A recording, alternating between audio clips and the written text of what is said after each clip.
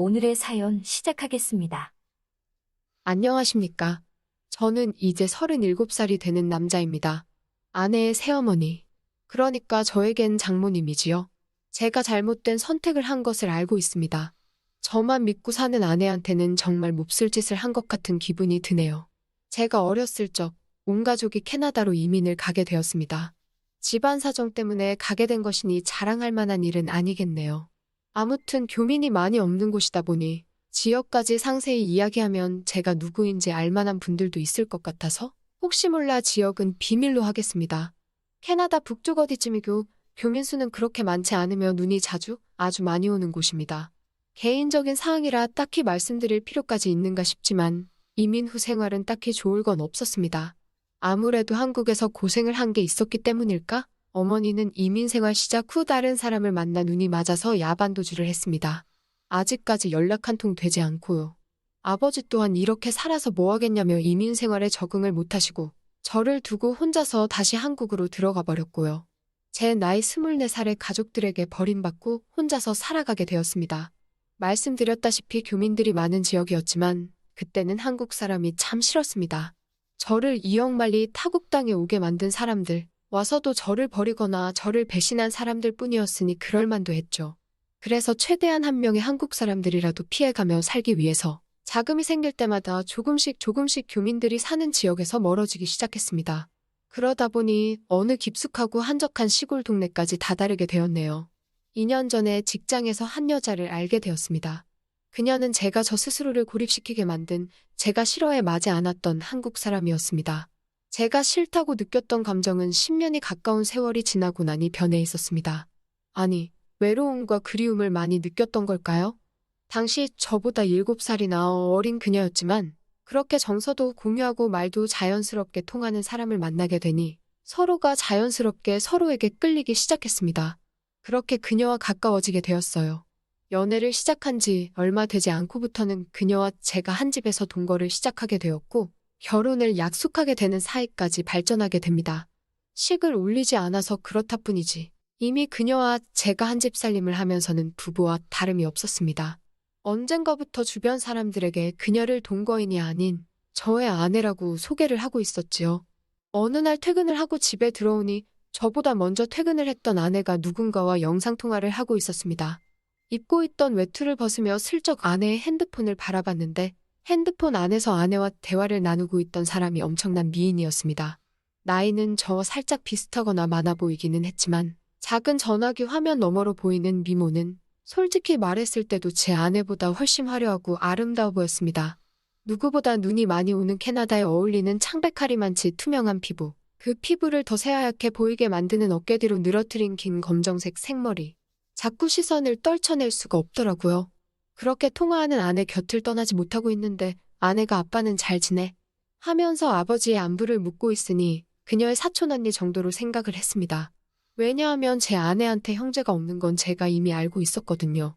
그런데 그 말을 들으니 제가 아내에 대해서 모든 걸 알고 있다고 생각했는데 그녀의 가족 구성원조차 모르다니 내가 아는 게 아무것도 모르는구나 하는 생각이 들었습니다. 이윽고 통화를 마친 아내가 저에게 다가왔어요.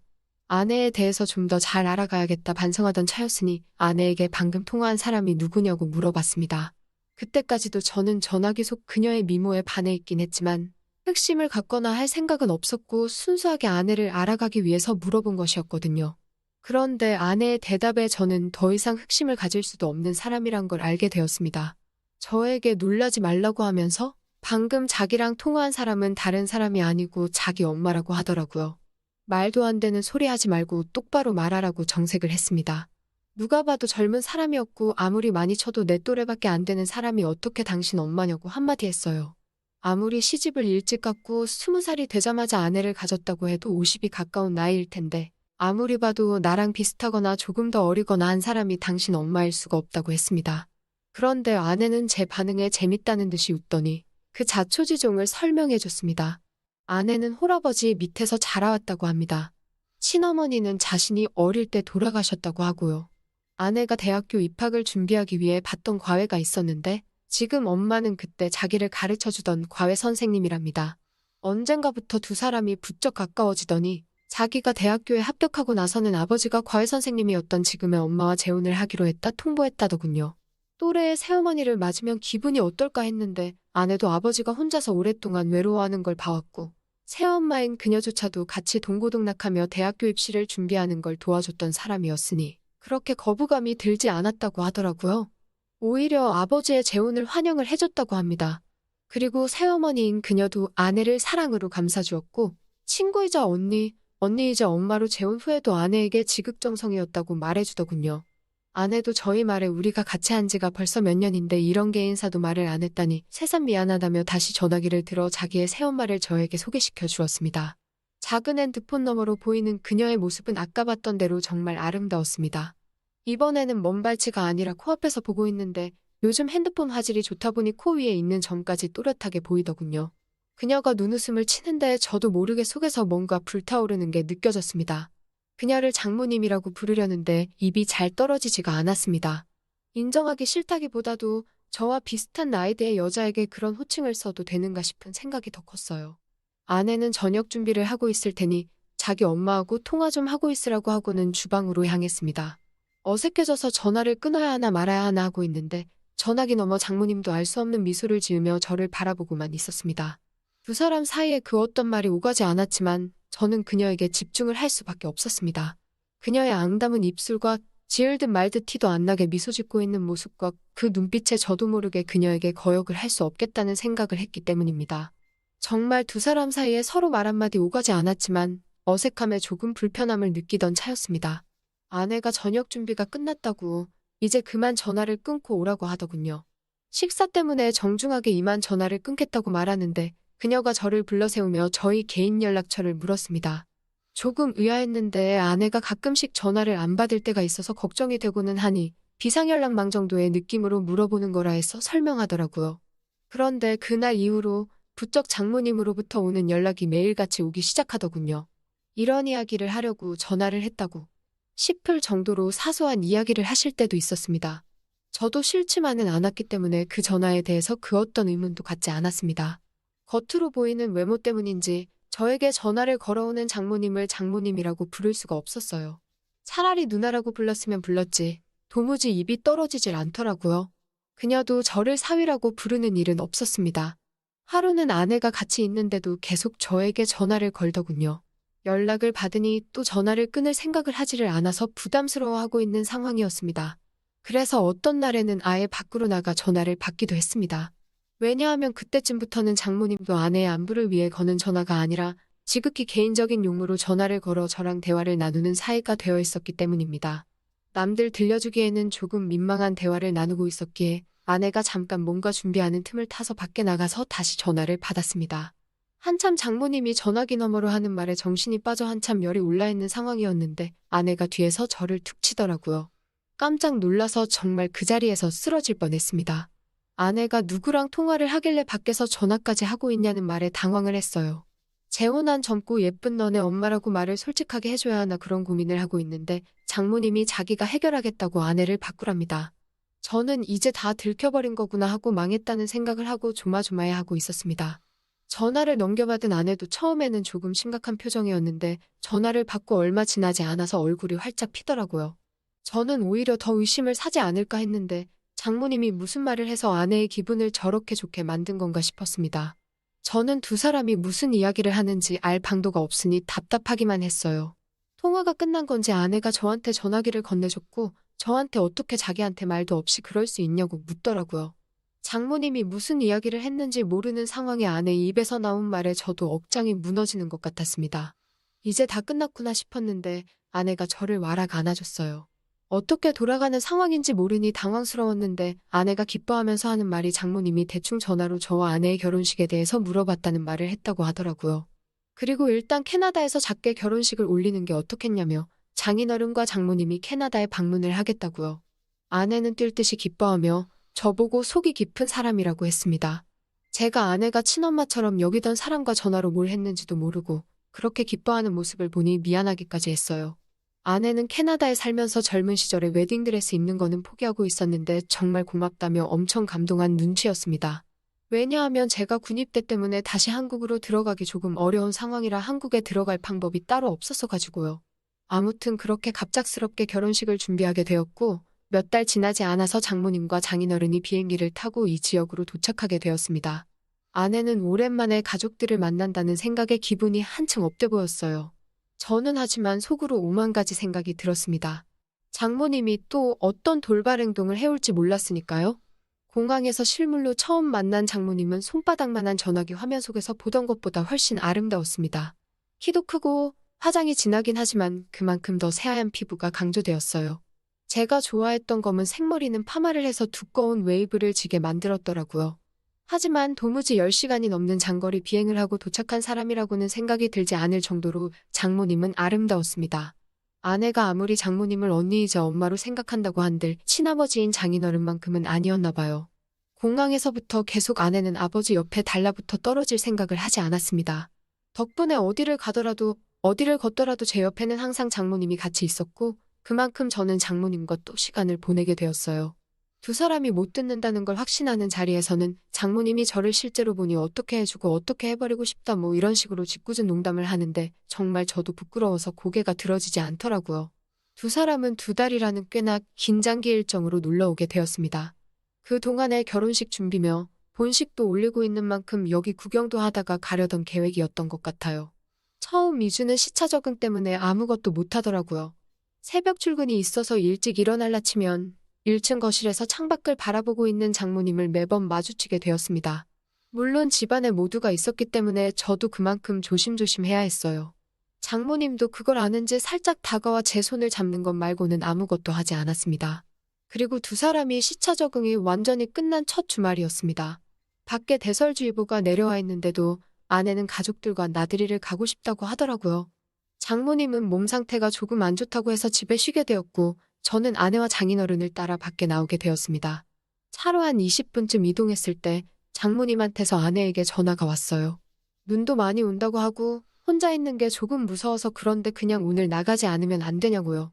아내가 아쉬워하는 분위기였지만 하는 수 없이 차를 돌려서 돌아오기로 정하려고 하던 찰나였습니다. 아내가 집에다가 저를 내려줄 테니 저라도 집에 있어달라고 하더라고요. 아버지랑 꼭 나가고 싶다고 하면서요. 그때 저는 속으로 그날 무슨 일이 나도 나겠다는 예감을 하게 되었지만 딱히 그러지 않겠다는 말도 하지 않았습니다. 집에 오는 길에도 눈발이 꽤나 날리기에 집에 도착하면 아내가 그냥 나가지 말자고 할 수도 있겠다는 생각을 했는데 그렇지 않았어요. 정말 저를 내려주고 두 사람은 다시 출발하더라고요. 솔직히 마음속에는 제가 집에 들어가면 큰일이 나겠다는 생각이 들어서 갈까 말까 많이 망설였습니다. 그런데 눈이 너무 내려서 결국 집으로 들어갈 수밖에 없었어요. 집 안에 들어가니 장모님은 거실 소파에 누워서 잠에 들어 있었습니다. 잠자는 모습이 참 아름답더라고요. 그래도 이렇게 주무시고 계시니 다행이다라는 생각이 들었습니다. 이불을 꺼내와 자고 있는 그녀의 위로 덮어주었고 소파에서 잠든 그녀를 뒤로하고 저도 방에 들어가서 잠을 청했습니다. 1~2시간쯤 잠을 청한 것 같은데 아내한테 전화가 왔어요. 결국 제 예상대로 눈 때문에 갇혀서 이틀 정도는 오도 가도 못하게 되었다는 소식을 전하더라고요. 저는 그 말을 들었을 때 이미 모든 걸 포기해버렸습니다. 이틀이라는 긴 시간은 제가 제 의지로 저를 다스릴 수 있는 시간이 아니라고 생각을 했어요. 그 길로 저는 거실로 나가 자고 있는 장모님을 깨웠습니다. 사정을 설명하고 그래서 우리는 이틀 동안 단둘이 이 집에서 지내게 되었다고요. 잠에서 덜 깬 장모님은 저를 보고 슬쩍 웃더라고요. 이제서야 방해꾼이 없어졌다는 말을 하고서는 말이죠. 사실 장모님은 제가 어떻게든 기회를 만들 줄 알았는데 그러지 않아서 답답했다고 하더라고요. 오늘 짧게나마 같이 있게 된 줄 알았더니 이렇게 길게 같이 있게 될 줄은 몰랐다고 하면서요. 저도 이 상황을 기대하기는 했지만 그렇다고 마냥 이 상황을 즐길 수는 없었습니다. 저 때문에 결혼식까지 포기했던 아내 생각을 하면서 아내에게 죄책감 또한 가지고 있었기 때문에요. 그래서 제 옆에 너무 가까이 붙는 그녀에게 장모님, 너무 가까이 서 계신 것 아닌가요? 라고 말을 했더니 그녀가 제 입을 틀어막으며 오늘만큼은 장모님이 아니라 그냥 누나가 하고 싶다고 누나라고 불러달라고 하더라고요. 아내와 장인어른이 집에 들어온 건 예상했던 이틀보다 빠른 다음 날이었습니다. 문이 열리는 소리에 정말 손살같이 재빠르게 제 방으로 뛰어들어갔네요. 눈이 펑펑 내리는데 우통을 까고 자냐고 아내가 한 소리를 하기는 했는데 장인어른이나 아내는 당연히 장모님과 저 사이에 그런 일이 있었을 거라고 생각하지는 않았나 봐요. 두 사람 다 그냥 눈이 얼마나 왔는지만 이야기하지 둘이서 집에서 뭐 했는지는 관심도 없었으니까요. 장모님은 그날 저를 따로 불러내서 또 폭설이 오지 않는다면 어제의 일은 가족들을 위해 우리만 간직하자고 말을 해왔습니다. 그렇게 정말 거짓말같이 더 이상 눈은 내리지 않았고 예정대로 집 근처에 있는 성당에서 두 분의 축하 속에 아내와 저는 결혼식을 올렸지요. 저는 아내에게 비밀을 간직한 채 결혼 생활을 이어가고 있습니다. 장모님은 귀국한 날 이후로 저에게 개인적으로 연락하는 일이 없었어요. 아내와 또 영상통화를 하고 있을 때 제가 기웃거리기라도 하면 장모님이 우리 사위가 보고 싶다면서 자기는 캐나다에서 눈이 많이 오던 그날이 아직도 기억이 난다고 하십니다. 저는 그때마다 등줄기에 식은땀이 흘러내리기는 하지만 아내는 정말 그때 눈 많이 왔다며 맞장구만 쳐주고 있고요. 아내에게 이런 걸 숨긴 채 제가 과연 행복한 결혼 생활을 이어갈 수 있을지는 잘 모르겠습니다. 저도 가끔씩 장모님이 보고 싶을 때가 있거든요. 그래도 이겨내고 한번 살아보려고 합니다. 또 찾아주셔서 감사합니다. 매일 새롭고 흥미로운 사연으로 찾아뵙겠습니다. 구독과 좋아요 잊지 마시고 다음 사연으로 다시 찾아뵙겠습니다. 감사합니다.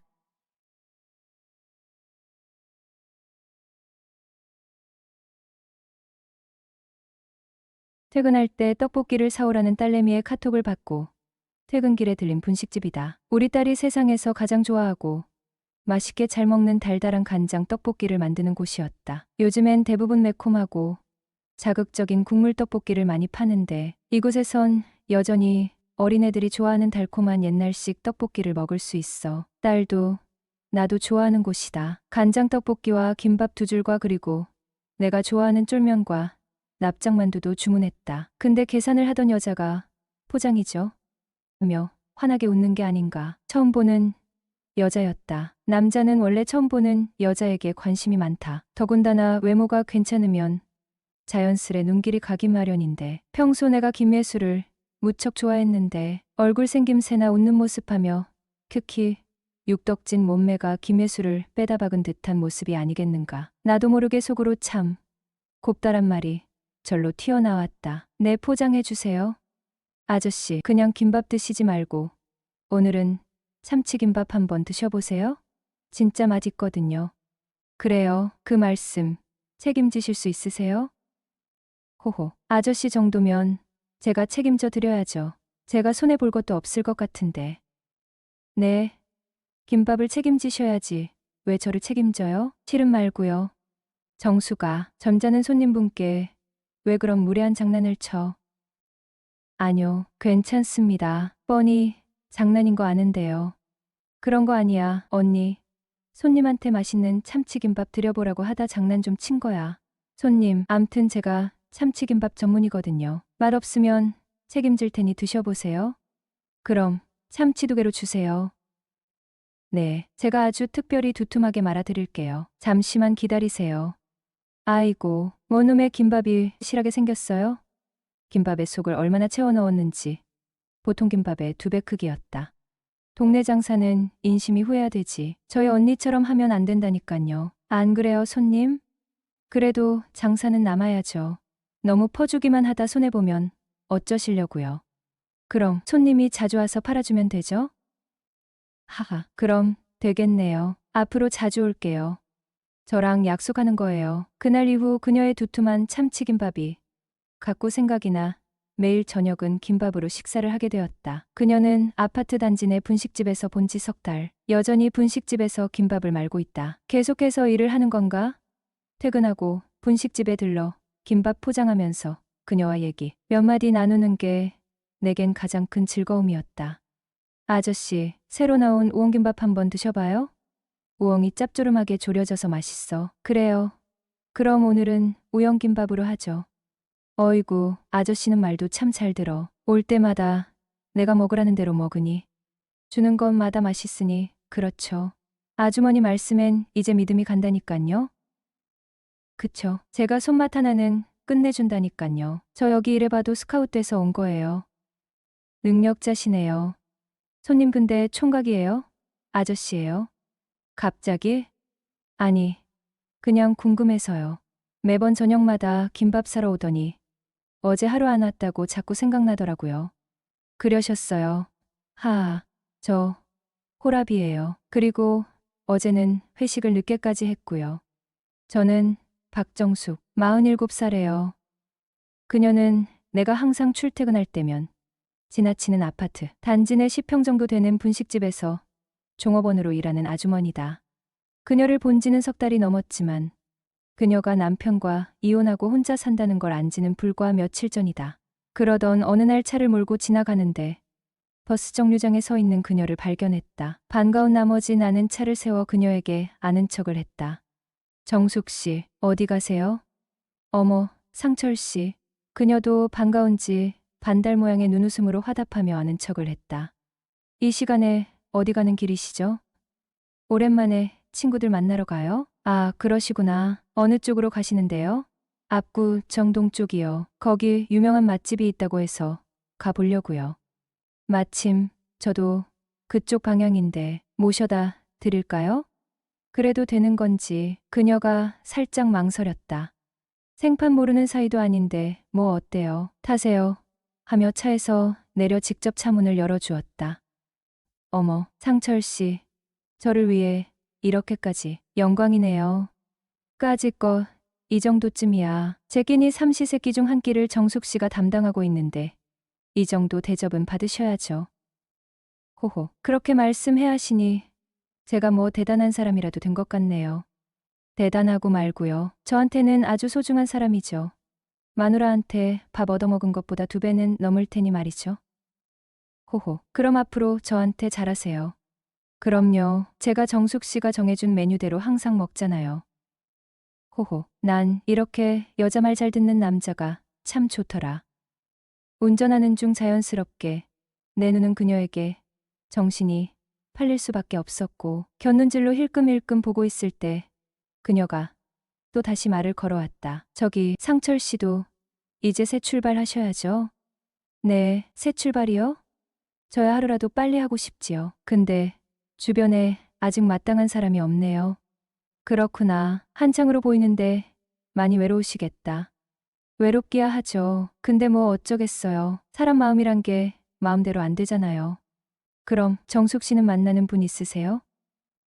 아니요, 저도 없죠. 자기도 없으면서 남 걱정해 주시는 거예요? 그럼 정숙 씨는 안 외로워요? 안 외롭다고 하면 거짓말이겠죠. 호호.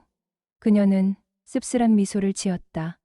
실은 제 이상형이 김혜수 같은 여자거든요. 제 눈에는 정숙 씨가 딱 제 이상형에 가까워요. 거기다 음식 솜씨도 좋고 성격도 좋고 말이죠. 그래서 평소 어떤 사람일지 관심이 많았었거든요.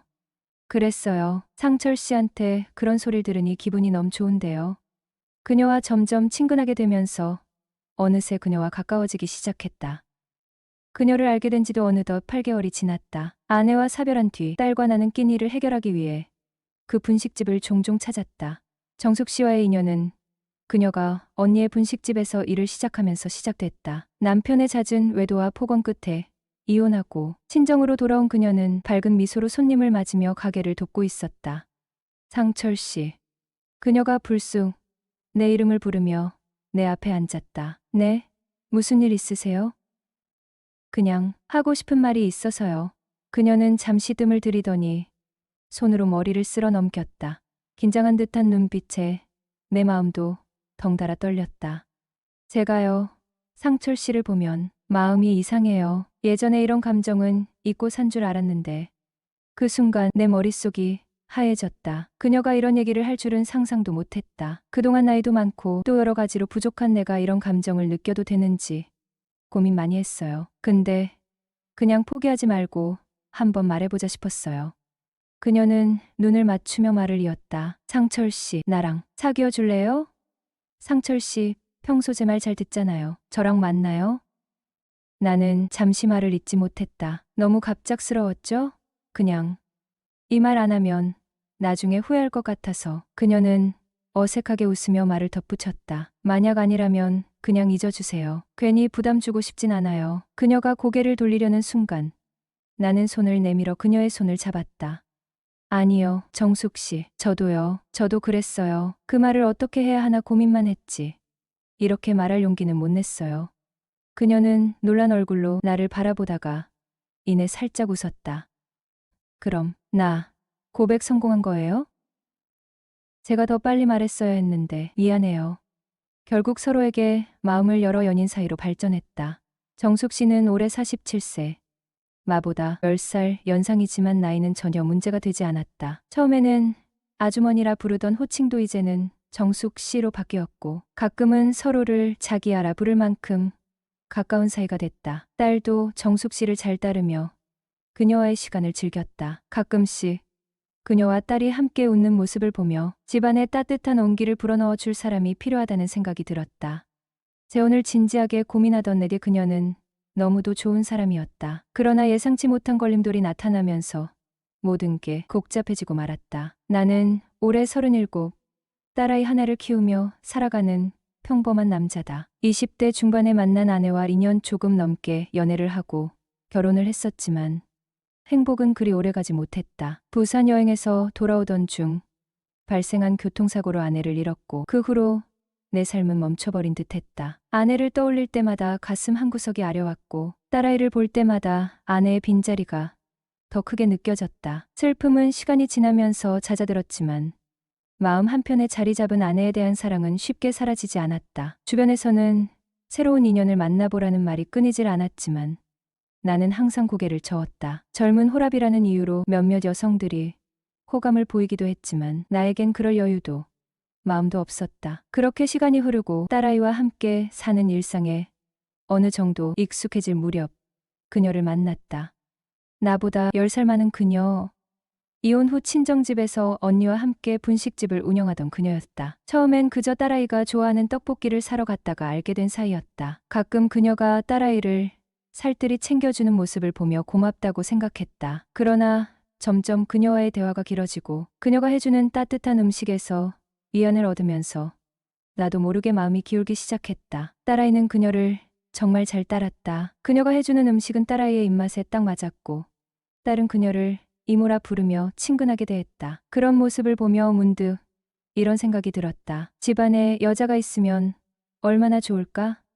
딸아이를 위해서라도 재혼을 진지하게 고민해볼 시기가 왔다고 생각했다. 그녀도 나를 향한 마음을 숨기지 않았다. 어느 날 가게에서 그녀가 직접 만든 김밥과 어묵을 챙겨주며 말했다. 상철 씨, 딸아이를 위해서라도 집에서 따뜻한 밥을 먹는 게 좋잖아요. 제가 자주 해줄게요. 그 말에 괜히 가슴이 두근거렸다. 따뜻한 밥과 따뜻한 마음.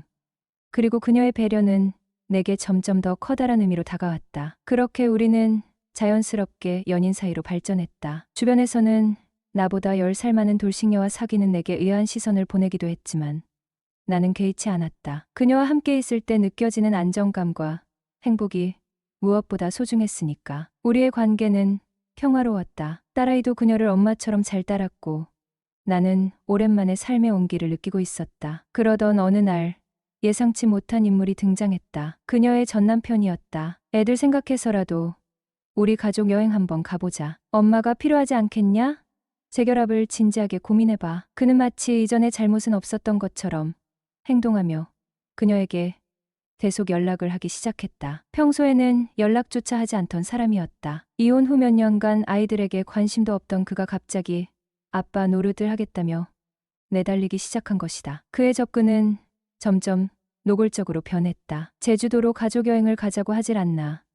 주말마다 가족 외식을 하자며 그녀와 아이들을 불러내곤 했다. 심지어 지난주에는 그녀의 집에 찾아와 아이들과 치킨과 피자를 시켜 먹으며 하룻밤을 보내고 갔다고 했다. 그녀는 그를 집에 들이는 것이 옳지 않다는 것을 알면서도 아이들이 아빠를 좋아하기 때문에 문을 열어줬다고 했다. 어떻게 그 사람을 집에 들일 수가 있어요?